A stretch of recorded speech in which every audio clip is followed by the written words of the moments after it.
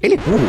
Quem estuda a Torá com aprofundamento, repara que na porção da nossa semana, Parashat Hayesará, o episódio em que Eliezer, servo de Abrão, e a família de Rebeca se encontram é totalmente incompreensível. E por várias razões. Ao se encontrar com a família de Rebeca, eles oferecem comida para Eliezer. Mas ele diz, não vou comer até falar tudo o que eu quero falar. Então ele conta com detalhes toda a sua missão.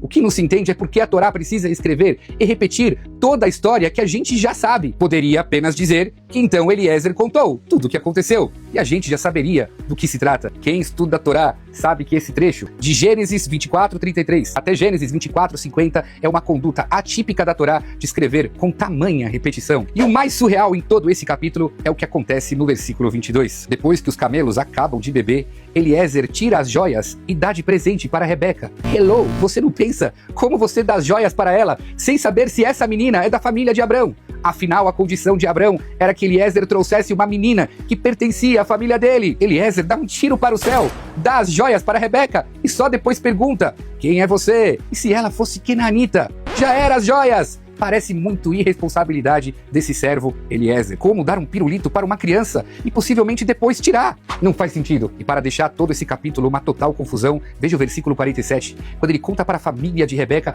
tudo o que aconteceu, mas diz que primeiro perguntou a Rebeca de quem ela é filha e só depois que ela respondeu que ela é filha de Betuel, ele entrega as joias.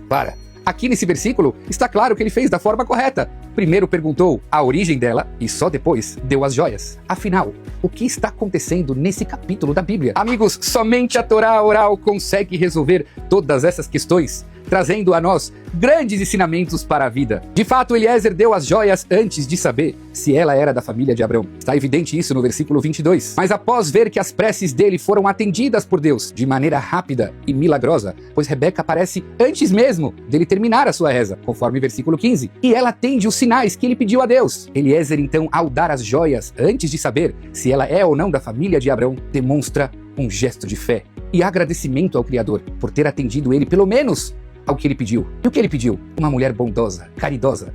Se Deus ouviu a prece dele, ele há de confiar que o restante que é necessário, ou seja, pertencer à família de Abrão, também há de acontecer. A Torá com esse episódio nos ensina que na vida não precisa se chegar ao 100% para você depositar a sua fé no Criador. Bem como nos ensina que o que é de Deus, mesmo quando não sabemos se é 100%, no fundo é 100%. Hashem dá espaço para o ser humano agradecer pela fé e não necessariamente pelo resultado. Fazendo a nossa parte, Shtadlut, o resto vem dele. Quando Eliezer se encontra com os familiares de Rebeca, sabendo que eles não são fiéis a um Deus, ele conta a história na versão mais lógica, por serem pessoas deficientes de fé, e portanto ele não queria ser pego pelas palavras. Como você pode dar uma joia para alguém se você nem a conhece? Por isso ele inverte a ordem, contando que primeiro ele perguntou a descendência de Rebeca e só depois deu as joias. Nossos sábios dizem, Rashi traz na Parashá,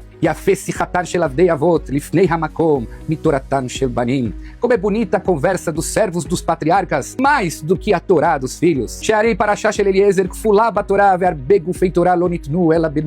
Pois afinal a Parashá de Eliezer está dobrada na Torá. Já muitas das leis da Torá foram dadas somente de forma implícita. A Torá, com esse episódio narrado de forma extensa, nos ensina que a fé em Deus transcende a lógica e que devemos nos debruçar em aprimorar essa fé, atribuindo todos os acontecimentos do nosso dia a dia ao Criador.